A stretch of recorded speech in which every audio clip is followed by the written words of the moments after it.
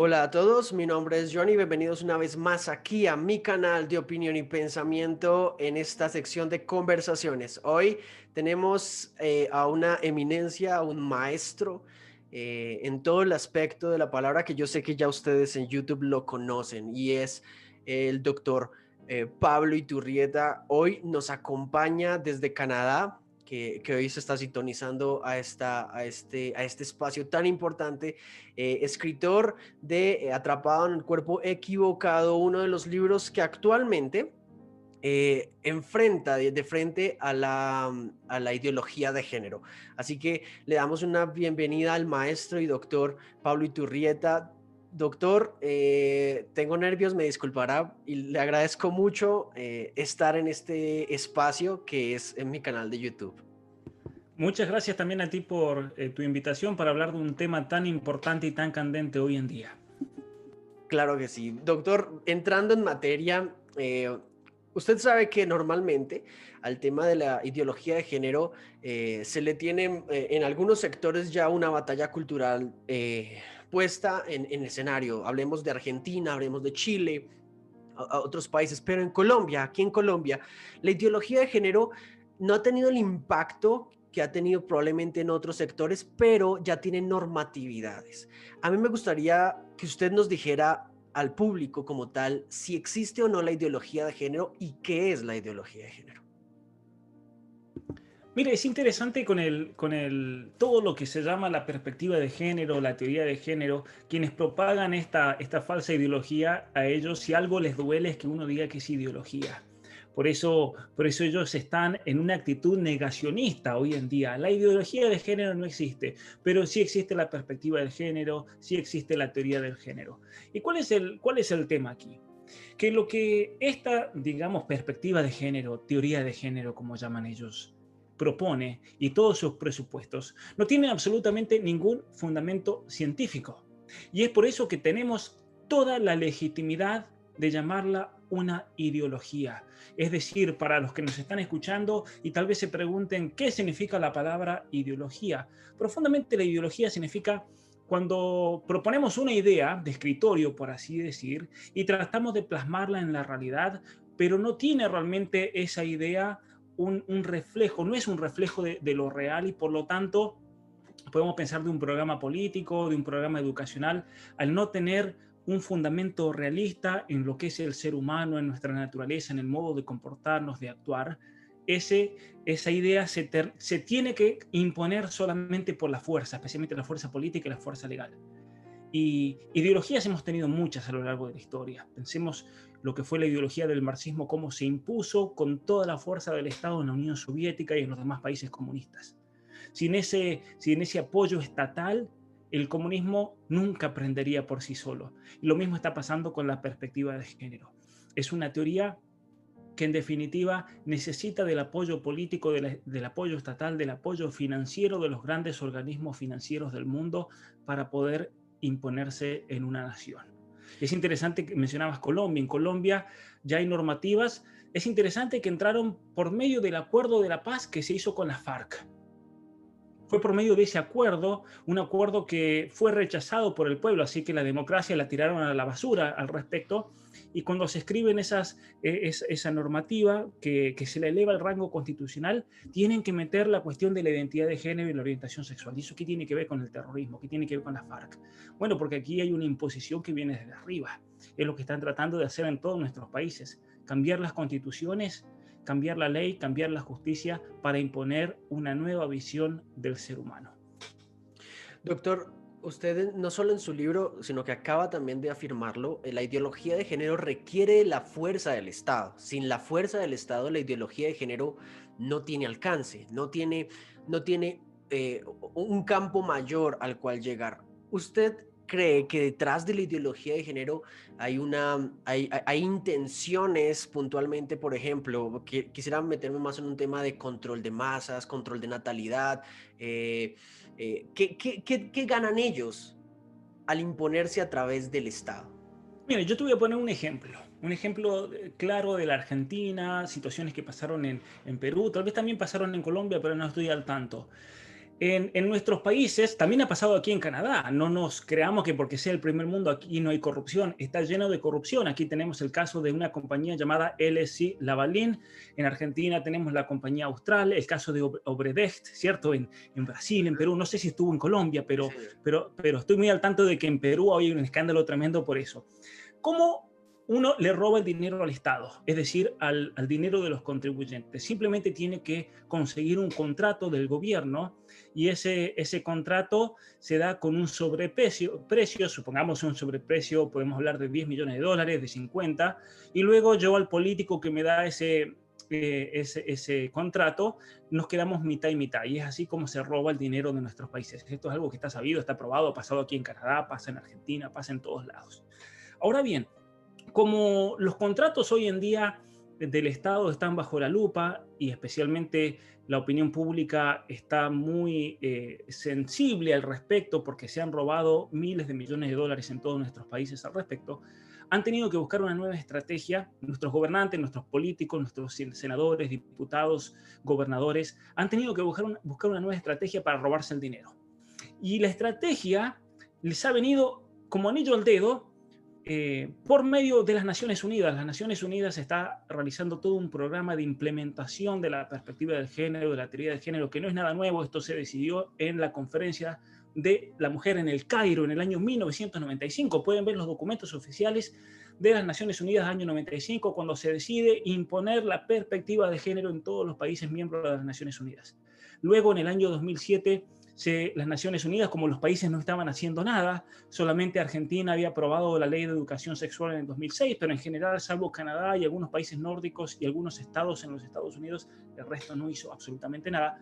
Y entonces las Naciones Unidas reúnen un grupo de expertos en cuestiones de género para que realicen un manual. Y eso, el que lo quiera, yo se lo entrego y se lo mando o lo puede descargar de mi sitio web. Las Naciones Unidas elaboró un manual con principios prácticos para introducir la ideología de género y hacer cambios en la política, cambios en la ley, cambios en la justicia y cambios en los sistemas de educación. Eso se llaman los principios de Yogyakarta. Está la versión en español, que quiera lo puede bajar de mi sitio web en PDF. Entonces, así se comienza a obligar y a presionar a los países a que introduzcan esto. Pero ¿qué pasa? Volvamos al esquema que te repetía recién. Nuestros políticos corruptos roban muchísimo dinero, las compañías se aprovechan, pero tuvieron que dejar un poco de lado el esquema de la construcción. Y entonces ahora lo que están usando es el esquema del género. Es decir, en el caso de Argentina, tienes que, para lo que quieras, te quieres cepillar los dientes, hay que hacerlo con perspectiva de género. Quieres tomar un curso para aprender a manejar, hay que hacerlo con perspectiva de género. Trabajas para algún organismo del Estado, poder legislativo, ejecutivo o legislativo, tienes que hacer un curso de perspectiva de género por la ley Micaela. Y entonces, ¿qué pasa? Viene una compañía que ofrece sus servicios de consultoría y ahí es cuando caen todos estos estafadores del género. Caen todos estos estafadores del género. Por ejemplo, tú tienes una empresa y el Estado te obliga, tu empresa, por ejemplo, tiene que ofrecer un taller de género. Y entonces te dan una lista y te dice, tiene que ser esta fundación o aquella o este grupo o aquel otro. Y entonces estos estafadores llegan y es la manera como roban dinero de nuestra gente. Y no solamente así, el Banco Interamericano de Desarrollo le dio un préstamo a la Argentina en el año 2018, en octubre, 2 de octubre se anunció, por 200 millones de dólares. ¿Para qué? Para imponer la perspectiva de género.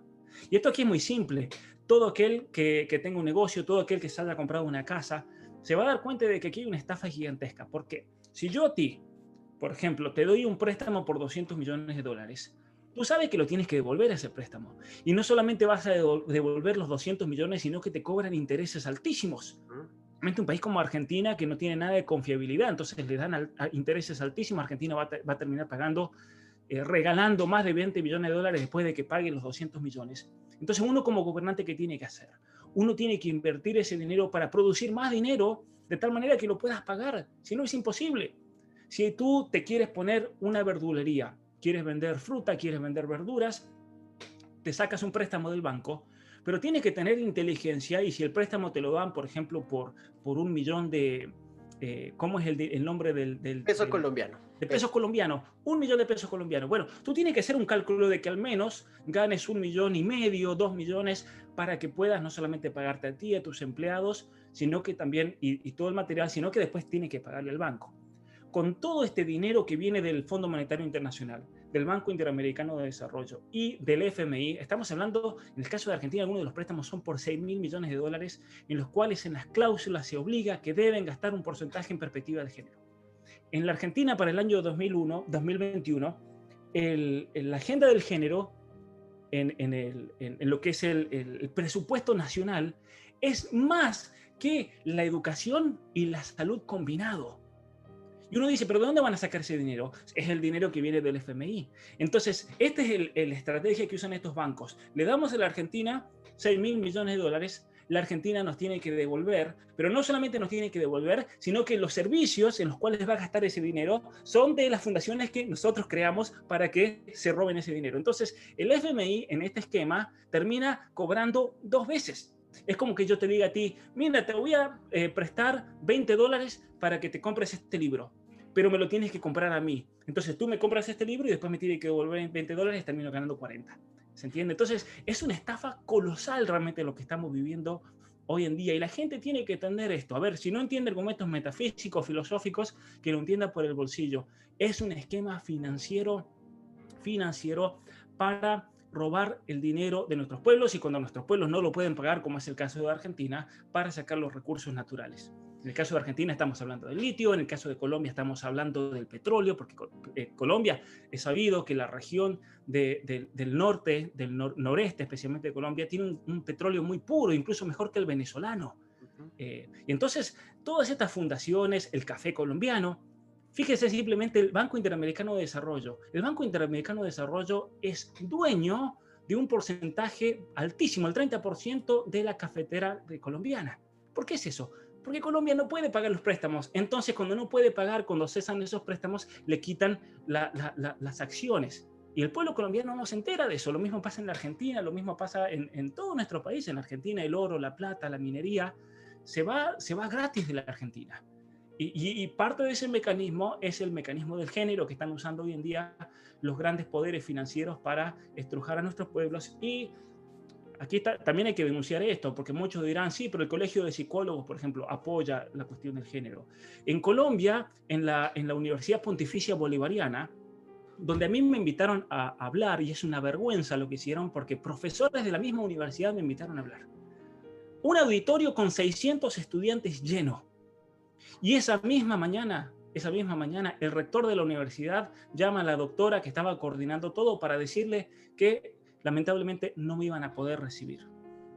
Entiendo. ¿Y eso por qué es? Porque una psicóloga del departamento de psicología, una mujer que hizo su maestría, su licenciatura, mira, esto es una vergüenza también, hizo su maestría en la menstruación de la mujer creo que era la ciudad de Bogotá, esa era en perspectiva de género, ese era su título, sí, es una vergüenza, es una estafadora. A ver, voy a hablar sobre la menstruación de las mujeres en la ciudad de Bogotá con perspectiva de género. Mira qué genia realmente, salvaste el mundo. Esa mujer se opuso a mi conferencia. Se opuso a mi conferencia porque me dijo que en el futuro íbamos a reconocer a las personas transexuales como una identidad distinta. Así como tenemos el hombre, como tenemos la mujer, tenemos esas identidades. Y yo le respondí, eso no es así, eso es mentira, porque la psicología y la psiquiatría saben que esto es fruto de un trastorno psicológico que tiene solución. Y entonces han copado los colegios de psicología, por ejemplo, en el caso de Colombia, han copado universidades, han copado centros han copado todos los medios, obviamente, para que den esta versión a la gente y la gente se crea que esto es algo. Entonces, mira qué tontos que somos los seres humanos que por 5.000 años no nos dimos cuenta de que habían otras cosas más que hombres y mujeres. ¿Se entiende? Entonces, aquí estamos ante una gran estafa realmente. Y como dice mi amigo Miklos Lukács, estaba escuchando más temprano un video, él decía lo siguiente, todos estos que vienen a vender y dar cursos de perspectiva de género, de esto con género, de aquello con género, cambio climático con perspectiva de género, él decía esto, esa gente va a morir intoxicada con dióxido de carbono, porque lo único que hace en sus conferencias es tirar humo. es tira humo, es mentira lo que dicen. Es una mentira tremenda desde el punto de vista científico. Y por eso hay que denunciarlo a estos estafadores también. Digamos que en mi caso, doctor, al ser psicólogo, digamos, me he tomado el trabajo, lo que desgraciadamente muchos colegas no han hecho y que en YouTube han tratado de cerrar mi canal y mis videos, etcétera. Es que yo acuso el hecho de que la misma sociedad, la APA, la Asociación de Psicólogos Americanos principalmente, ha ido tomando y mucha influencia, por ejemplo, en el DSM-5. Y desde su primera versión han eliminado ciertas patologías, ¿de acuerdo? Pero al día de hoy existe la disforia de género, que ellos tratan de desvincular, por ejemplo, de la homosexualidad, de la transexualidad, la intersexualidad, entre otras muchas cosas. Usted como experto en el tema, ¿cómo podríamos explicar el hecho de que aún hoy, con la disforia de género, es que la disforia de género explica estos trastornos? Mira, una cosa interesante que me ocurrió en la Argentina, me invitaron a dar una conferencia en una universidad bastante importante, yo creo que debe ser una de las universidades más importantes de la Argentina, y había un equipo bastante grande de psicólogos, de médicos, de psiquiatras, y en la primera fila había un psiquiatra, una persona ya mayor, con mucha experiencia, que trabaja mucho con transexuales, con personas que experimentan o han experimentado en su experiencia clínica cuestiones relacionadas a los trastornos de identidad de género, como se lo llama ahora disforia de género. Y él hizo una pregunta y después él comentó algo que me pareció muy interesante y una verdad. Él dijo, por más que quiten la disforia de género, por más que quiten los trastornos de identidad de género del manual, esa gente va a seguir teniendo un trastorno y nosotros en la práctica clínica lo vamos a tratar como lo que son, porque que saquen ese problema de un manual no hace que automáticamente se desaparezca de la realidad personal de una persona. Entonces, lo único que están logrando estas asociaciones que están siendo copadas y podemos hablar un poquito de esos mecanismos también, pero estas asociaciones están siendo copadas por una agenda ideológica que les obligan a cambiar cierta terminología, les obligan a borrar párrafos. Lo único que están haciendo es hacer un daño a la persona. Lo único que están haciendo es traicionar ese llamado y esa obligación como personal de la salud mental de proveer los medios para que una persona pueda llevar una vida mejor y más saludable. ¿Y cuáles son esos mecanismos? En los Estados Unidos, lamentablemente, el sistema universitario está muy dependiente hoy en día del apoyo financiero. Y ese apoyo financiero, lo cual no es un gran problema porque es una realidad que necesita una universidad un apoyo financiero. Pero sin embargo, el esquema que tiene de filantropía es un esquema que le da un poder muchas veces absoluto al donante para decidir la agenda de una determinada universidad. Y esto es muy grave porque es una violación de un principio que es la libertad académica. Nosotros no podemos depender financieramente de una asociación filantrópica, de una compañía y demás, si ellos, como condición, piden que ciertas cosas no se digan. Por ejemplo, históricamente, las compañías de tabaco en los Estados Unidos, históricamente, esto lo pueden corroborar, si alguno lo duda, que me escriba y yo le doy todo el material al respecto. Las compañías de tabaco en los Estados Unidos, históricamente, ¿a quién subsidiaban? A las facultades de medicina. Mira qué interesante. ¿Y por qué es eso? Porque no quería que se revelaran los daños del cigarro, de fumar y del humo en el pulmón, Total. en el cáncer. ¿Sí? Entonces, tenemos un historial de los años 60, 70, 80, donde toda la ciencia que se producía al respecto es falsa. Hoy en día públicamente se reconoce. Lo mismo está ocurriendo hoy con otros aspectos. Por ejemplo, la Universidad de Columbia. Uno dirá, bueno, la Universidad de Columbia pertenece a la Ivy League en los Estados Unidos, una universidad históricamente respetable, una universidad con un nivel académico altísimo. Bueno, no es tan así ahora mismo. ¿Por qué? Porque el Planned Parenthood, por medio del Instituto del Guttmacher, que es el instituto que pertenece a Planned Parenthood, realizó un convenio con la Universidad de Columbia, por la cual Planned Parenthood ahora tiene poder de veto con respecto a los profesores. No solamente eso, sino que Planned Parenthood es parte del board de directores, de la mesa directiva de la Universidad de Columbia. Ellos tienen poder para elegir quién enseña, qué se enseña, y ellos proveen un porcentaje de profesores hoy en día. Entonces, ellos le manejan la agenda total. Por lo tanto, como consecuencia, en la Universidad de Columbia hoy en día no se puede hablar, por ejemplo, contra el aborto. No se pueden hablar de las consecuencias del aborto. ¿Por qué no se puede hablar de las consecuencias psicológicas del aborto? ¿Por qué no? ¿Por qué no?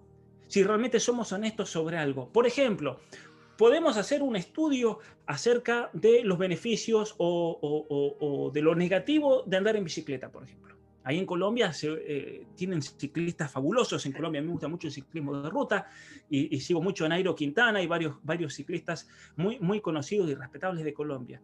Ahora, con respecto a algo tan neutral como eso, podemos hacer el estudio que querramos. Pero cuando nos metemos en un terreno que tiene alguna repercusión financiera en alguna de estas asociaciones o ONG filantrópicas, es cuando nos encontramos con un muro que nos frena. No se puede estudiar, por ejemplo, en la Universidad de Columbia, cualquier tipo de consecuencia negativa en la psicología de la mujer con respecto al aborto. ¿Por qué? Porque Planned Parenthood maneja la agenda. Entonces, aquí hay un conflicto de intereses gigantesco. Y hoy en día, de paso te comento eso, en los Estados Unidos hay una asociación, se llama C.S. Lewis, como el actor, el autor. Ellos están sacando un libro muy fuerte criticando el sistema educativo y las universidades especialmente. Y ellos me pidieron que escriba uno de los capítulos. El capítulo mío es Libertad académica y la universidad. Y cómo por la ideología de género, por el posmodernismo, por la influencia de estas grandes corporaciones, se está violando sistemáticamente la libertad académica. Entonces, la APA, hoy en día, ¿qué autoridad tiene? La verdad que a mí me pasa por aquí la autoridad que tenga. ¿Por qué? Porque en la ciencia no nos manejamos como si esto fuera el Vaticano. La APA no es el Vaticano de la ciencia. La APA no es, el documento de la APA no tiene como dentro de la Iglesia Católica puede tener, por ejemplo, una encíclica que tiene una autoridad dogmática o moral sobre el pueblo católico, por ejemplo. O en el pueblo cristiano tenemos la Biblia, que tiene una autoridad de peso muy grande. La APA no funciona así. En la ciencia, cuando uno produce ciencia, cuando uno escribe un artículo científico, eso se tiene que corroborar. Y cuando eso se corrobora, podemos decir, aquí hay algo que realmente Pablo dijo que tiene cierto peso. Bueno, lo interesante es que todos estos artículos que están saliendo pro LGBT, pro ideología de género, pro identidad de género y demás, no se replican. ¿Eso qué significa que no se replican? Que son falsos. Están falseando datos para sacar sus conclusiones. Por eso todo lo que se produce en las facultades de género, todo lo que se produce en las facultades de la mujer es pseudociencia. No estamos hablando de ciencia. Y entonces la gente tiene que abrir los ojos y darse cuenta de esto, ¿no? Darse cuenta de que no realmente tienen autoridad para afirmar ciertas cosas que están haciendo. Y dentro del ambiente también científico, cuando uno se levanta y habla en contra de esto, te cae la espada del ministerio de la verdad. No puedes contradecir absolutamente nada. ¿Y por qué no? Si eso es la ciencia. La ciencia se trata de discutir, de debatir y de contradecir. Si no puedo contradecir un experimento científico, puede ser que ese experimento sea real entonces. Si lo puedo replicar, eso le da más fuerza. Es así como nos manejamos, no por medio de la silenciación, por medio del ostracismo, por medio de la amenaza de expulsarlo de una universidad, que es lo que están haciendo hoy en día aquellos que están atacando con gran fundamento la ideología de género. Doctor, en esa parte de la libertad académica, y tengo que leer ese artículo suyo. Quiero tener el honor de leerlo, tal cual como pude leer su libro, que aparte de todo es un importante libro que me gustaría en otra ocasión de pronto hablar un poco más de eso.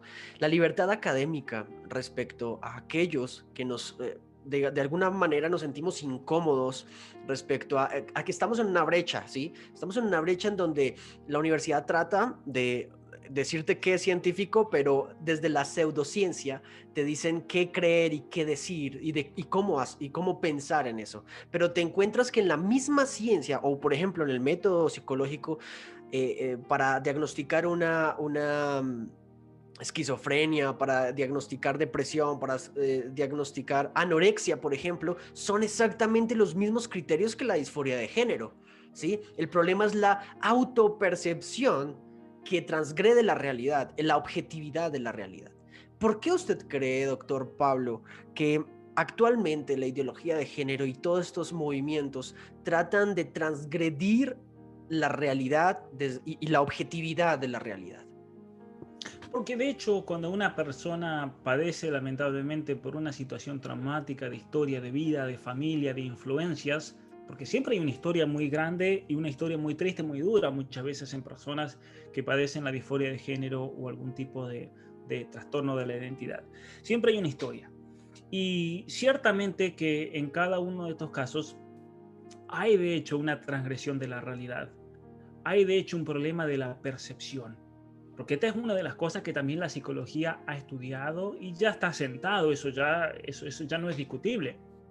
Nosotros, nosotros tenemos que tener cuidado con nuestro modo de percibir, porque nuestra percepción, a ver, para que la gente lo entienda, yo vivo en Canadá, ¿sí? Y cuando uno aquí es invierno, a veces pasa que se derrite la nieve porque le pega el sol, pero luego esa nieve que se derrita se congela inmediatamente y se hace como una pista de hielo. Entonces voy a poner un ejemplo para que se entienda. Y recuerdo que en una ocasión yo venía manejando y venía entrando ya para mi casa y vi un montón de elementos que parecía vidrio.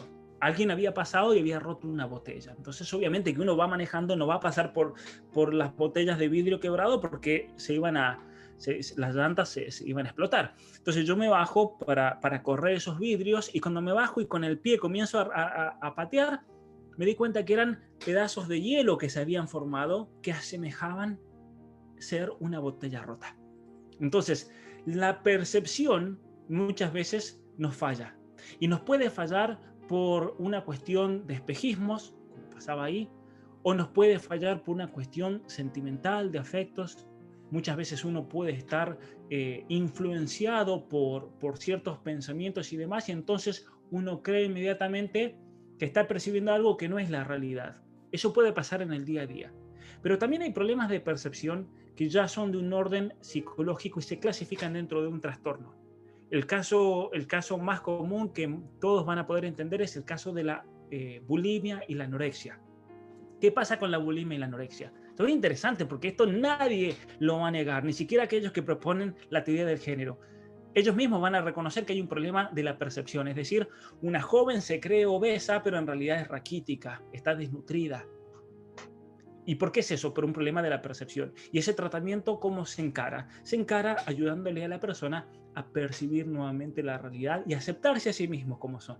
Porque hay un problema de aceptación también, un juicio por el cual yo me acepto y me quiero a mí mismo.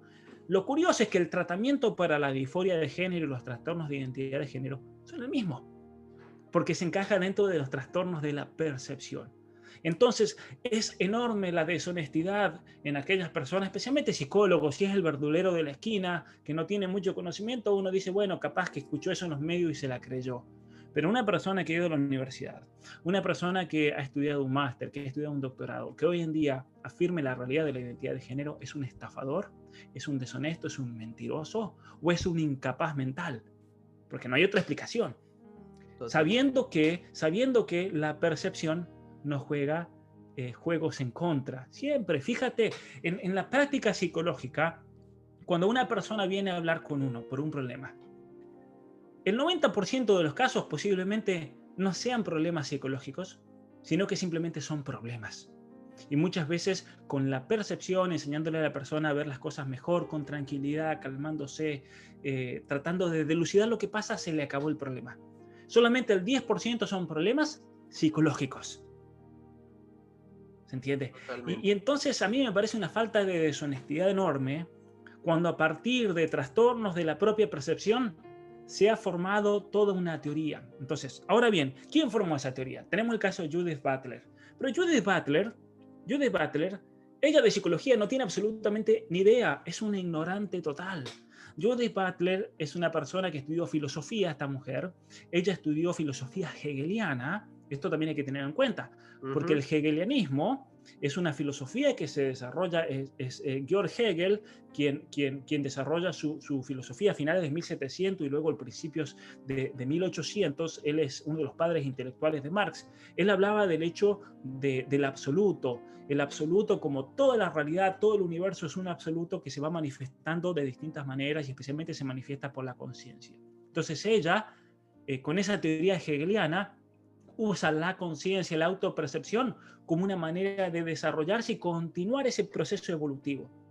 Por eso también la evolución está muy relacionada con la ideología de género, porque en definitiva los que promueven la teoría del género, los que al menos la conocen en más profundidad, según la teoría de Judith Butler, lo que ella plantea, o lo que se plantea en esa teoría, es de que el proceso evolucionario ha quedado estancado debido a categorías que han sido impuestas. La categoría del ser humano, la categoría de hombre, de mujer. Eso lo ha impuesto el heteropatriarcado para dominarnos, para dominar a la mujer. Se le impuso la categoría de mujer. No es mujer, no nació mujer, sino que se la hizo la misma sociedad.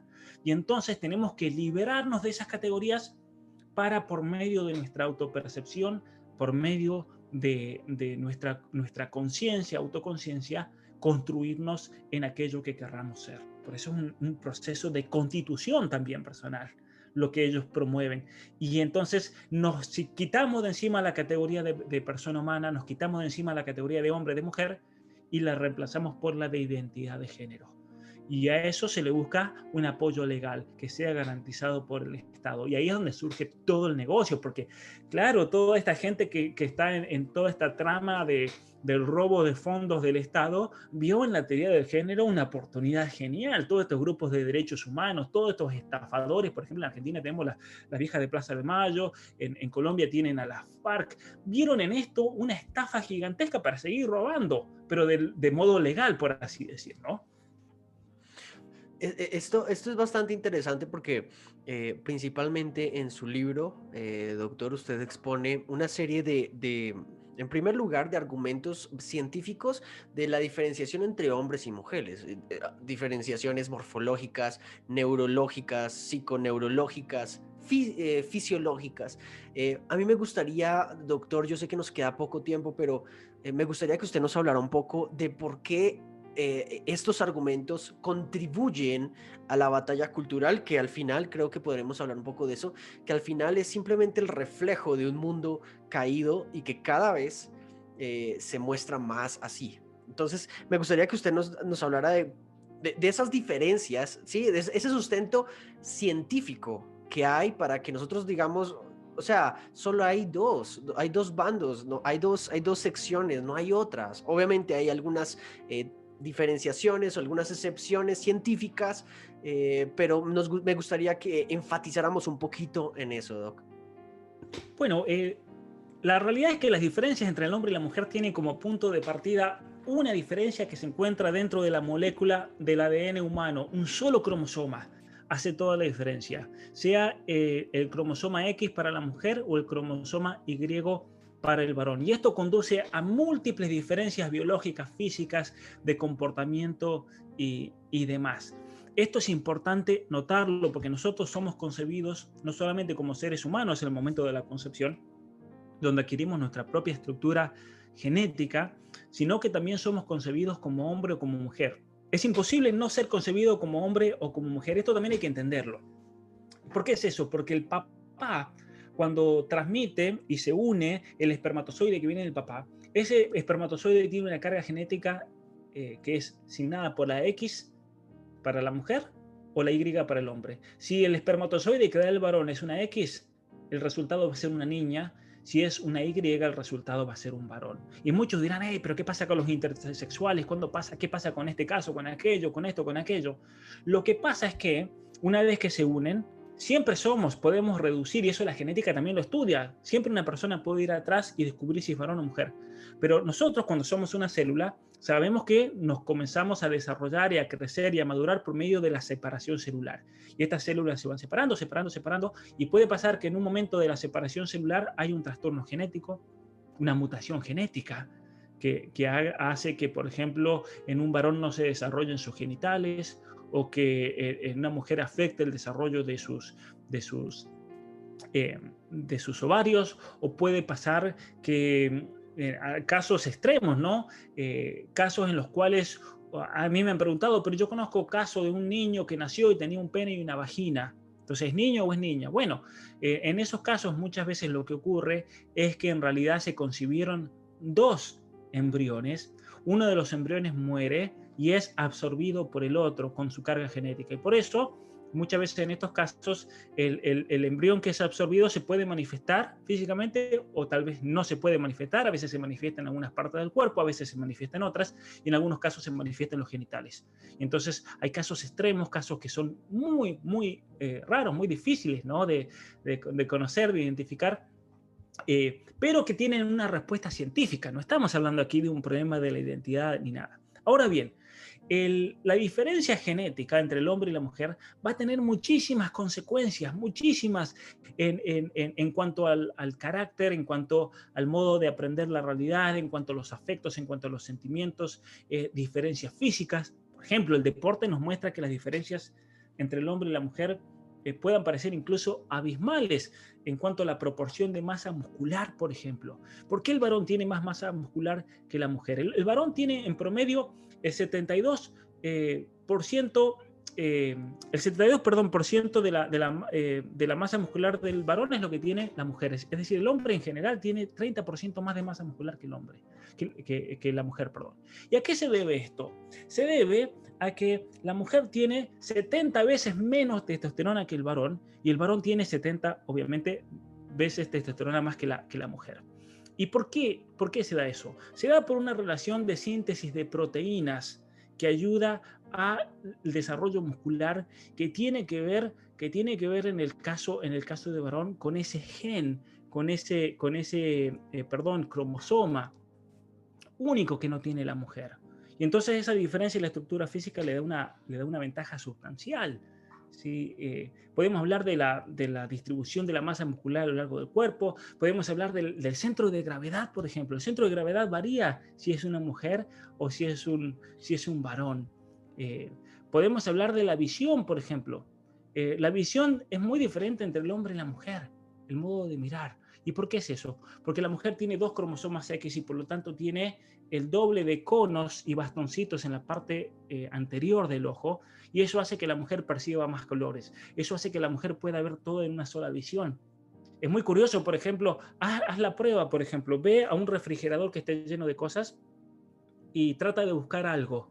Y vas a ver que te vas a perder y vas a tener que ver uno por uno, porque el hombre se puede enfocar solamente en una cosa a la vez. En cambio, la mujer puede tener una visión completa y por eso la mujer cuando envía al marido a buscar un condimento, el marido se pasa todo el tiempo buscando y no lo encuentra y la mujer va y dice, pero si está aquí, ¿ves? Y se frustra la mujer con el varón. Bueno, si la mujer y el varón y los esposos conociesen las diferencias genéticas y cómo eso influye en el comportamiento de la vida diaria, la mujer a veces entendería más al varón y no se frustraría tanto.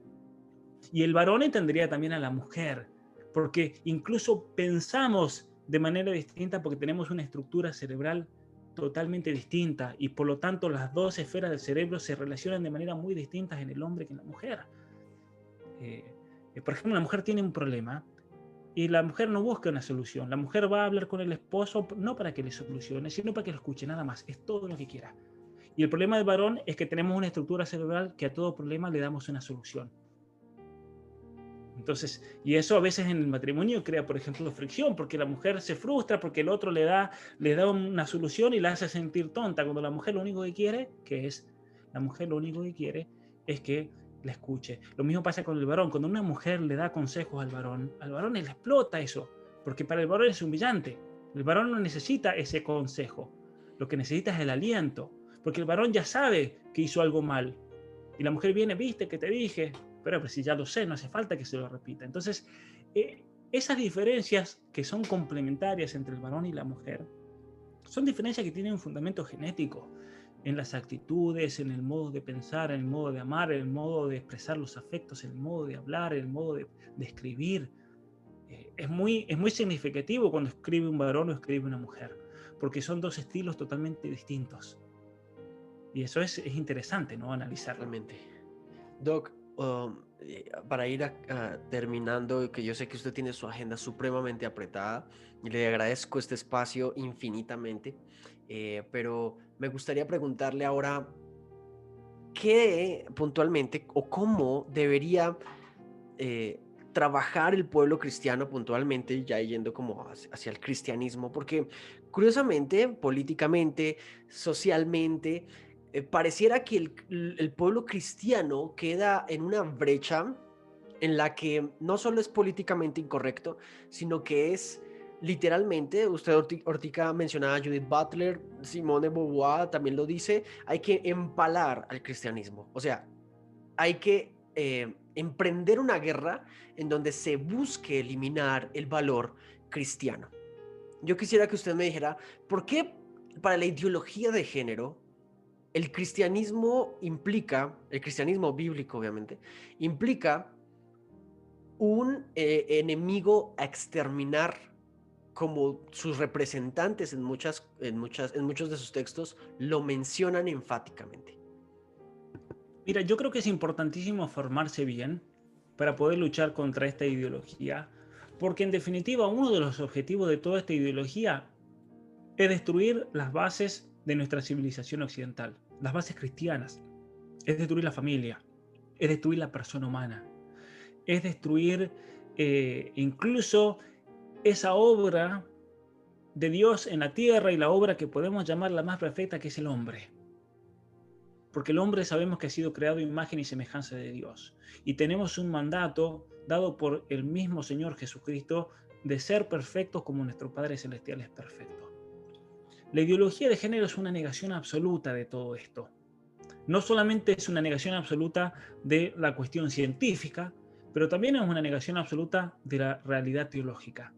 Y uno de los problemas más graves que veo yo hoy en día es que la ideología de género también está penetrando en las iglesias. Por ejemplo, en Perú estaba escuchando una entrevista que hizo Agustín Laje con Miklos Lukács y con el señor Carlos Polo hace unos minutos.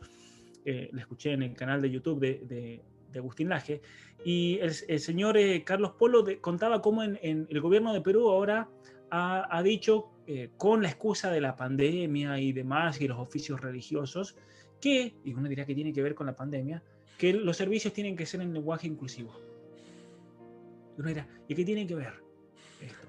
¿Y cuál es el problema? El problema es que está el peligro de que muchos pastores, que muchos obispos, sacerdotes, predicadores cedan a esta presión. Y dirán, bueno, pero si es el lenguaje nomás, no pasa nada, vamos a seguir predicando el amor de Dios, es solamente el lenguaje, hablemos en lenguaje inclusivo. No, acá hay una cuestión ideológica de fondo.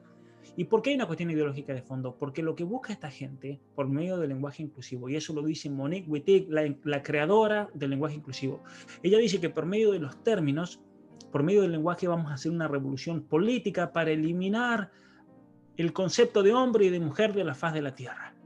Es decir, eliminar el concepto de ser humano, de persona humana. Y si se acaba eso, se acabó absolutamente todo. ¿Se entiende? Porque nuestra fe también está basada no solamente en la palabra de Dios, que obviamente es lo principal, pero también en la realidad que Dios ha creado. Porque Dios no es que creó un universo y después nos dio una palabra y hay una desconexión absoluta. No, hay una especie, por así decir, de complementariedad absoluta entre la idea de Dios que se ha realizado en el universo, tanto físico como espiritual, como su palabra. No podemos hablar de una dicotomía. Entonces, lo que busca hacer la ideología de género es negar las dos realidades, la realidad natural y la realidad espiritual del ser humano, incluso la realidad divina y la misma revelación divina. Por eso, todos estos grupos LGBT están penetrando dentro de las iglesias por medio de lo que se llama la teología queer, que es una teología peligrosísima.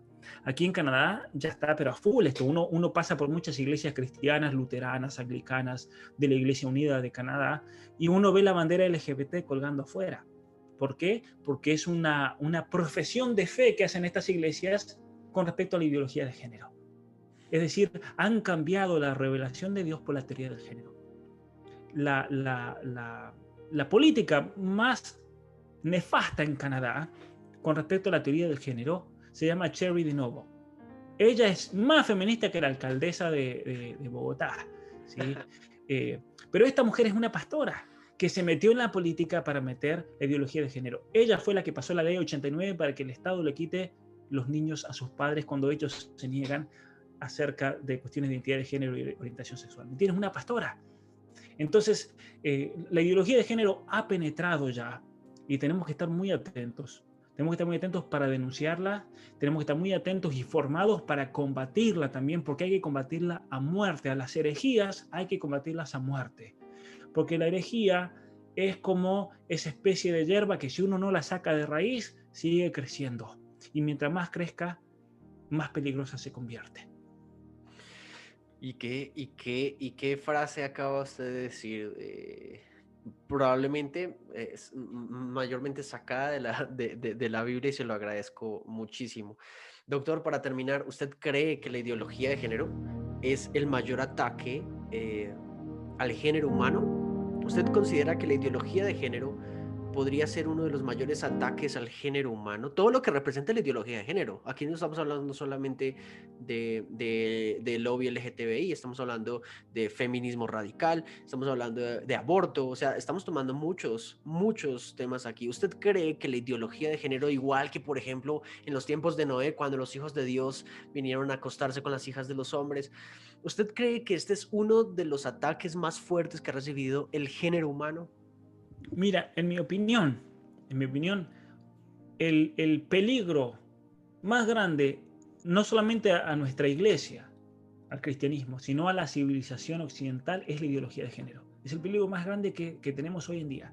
Y por lo tanto, es un peligro que debemos combatir. Y debemos combatirlo a muerte también. Porque si nosotros realmente no nos enfrentamos a esta ideología, va a pasar lo que pasó en la Unión Soviética, que se llevó 100 millones de personas, ¿no es cierto?, en su imposición. Si no luchamos, va a pasar lo que ha pasado muchas veces a lo largo de la historia, la Revolución Francesa, con todo lo que esto significó, la cantidad de muertos.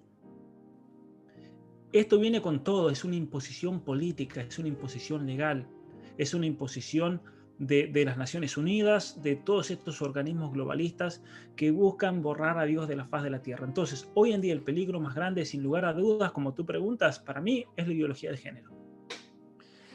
Doctor, le agradezco mucho su tiempo, su espacio, cómo ha bendecido mi vida en este momento. De verdad, usted es una persona que yo en lo personal, y conozco varios profesionales, pocos que reconocen realmente que hay una brecha muy poca de teóricos y pensadores que están en esa línea de batalla, y en esa línea está usted, y realmente lo bendigo, lo respeto.